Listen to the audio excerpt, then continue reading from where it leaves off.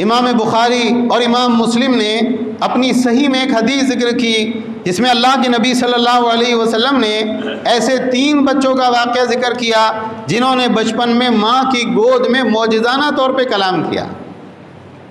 اس میں اللہ کے نبی صلی اللہ علیہ وسلم نے حضرت جریج رحمہ اللہ ان کا ایک واقعہ ذکر کیا۔ جریج کون ہے؟ بنی اسرائیل کے ایک بڑے عابد اور زاہد آدمی، دنیاوی اعتبار سے انہوں نے بہت سی تجارتیں کی، بہت سے کام کیے، لیکن یہ ہوتا کہ وہ تجارت میں فیل ہو جاتے۔ اللہ تعالیٰ بعض لوگوں کو ایک الگ کام کے لیے بناتا ہے، تو انہوں نے کہا اب میں ایسی تجارت کروں گا جس میں فیل ہونے کا سوال ہی نہیں اٹھتا۔ تو انہوں نے کیا کیا؟ ایک کٹیا بنا کر اللہ کی عبادت کرنا شروع کی۔ بنی اسرائیل نے اپنے لیے رہبانیت کو اختیار کیا تھا، اللہ نے ان کے اوپر لازم نہیں کیا تھا، لیکن جب انہوں نے اپنی مرضی سے اس کو چنا، اللہ نے اس کی اجازت ان کو دے دی۔ اب یہ کٹیا میں نماز پڑھتے، اللہ کی عبادت کرتے۔ ایک مرتبہ ماں کے دل میں شوق آیا کہ چلو میں اپنے بیٹے سے ملاقات کر کے آتی ہوں۔ ماں آئی، یہ نماز پڑھ رہے تھے، کٹیا کا دروازہ بند تھا، ماں نے آواز دی جریج۔ اب یہ نماز پڑھتے پڑھتے انہوں نے ماں کی آواز سنی اور کہا یا ربی امی و صلاتی، اے اللہ میری نماز اور میری ماں، میں کس بات کو ترجیح دوں؟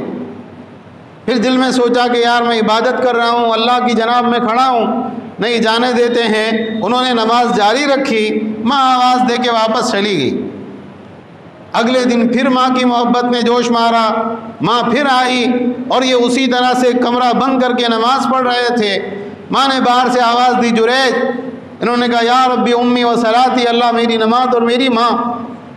پھر کہا نہیں مجھے نماز جاری رکھنا چاہیے، پھر نماز جاری رکھی۔ پھر اس کے بعد میں تیسرے دن پھر ماں آئی اور کہا جریج، تو انہوں نے کہا یا ربی امی و صلاتی، اللہ میری نماز اور میری ماں، پھر نماز جاری رکھی۔ تو ماں نے دل دکھا اور ماں نے دکھے دل کے ساتھ میں کہا کہ اللہ تعالیٰ تجھے اس وقت تک موت نہ دے جب تک تو فاحشہ اور بدکار عورت کا منہ نہ دیکھ لے۔ یہ سزا ہوتی ہے جو آج کے دور میں لوگ انعام سمجھتے ہیں۔ اب یہ ہوا کہ ایک عورت تھی جس کے حسن کی مثالیں دی جاتی تھی اور بڑی زانیہ اور بدکار قسم کی عورت تھی۔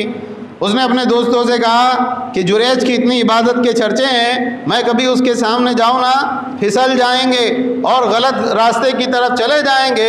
تو انہوں نے شرط باندھی کہ اچھا جریج کو پھسلا کے بتاؤ۔ یہ گئی لیکن انہوں نے اس کی طرف التفات بھی نہیں کیا۔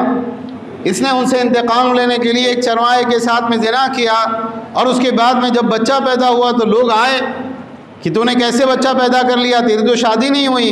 کہا یہ تو جریج کا بچہ ہے۔ اب لوگ آئے، لوگوں نے نکالا مارتے ہوئے وہاں سے اندر کٹیا سے، اور ان کا جو عبادت خانہ تھا اس کو گرا کے زمین کے برابر کر دیا اور مارتے ہوئے میدان میں لے کے آئے۔ انہوں نے کہا ٹھہرو، یہ بتاؤ میرا قصور کیا ہے؟ کہا تم نے زنا کیا ہے جس کی وجہ سے دیکھو بچہ بھی پیدا ہوا ہے۔ کہا تھوڑی سی مہلت دو۔ 2 رکعت نماز پڑھی، اللہ سے مدد مانگی، اور اس کے بعد آ کے اپنی انگلی سے بچے کے پیٹ میں چبویا اور کہا کہ اے بچے بتا تیرا باپ کون ہے؟ اس نے کہا فلان الرائی، وہ فلاں چرواہا ہے نا، وہ میرا حقیقی باپ ہے۔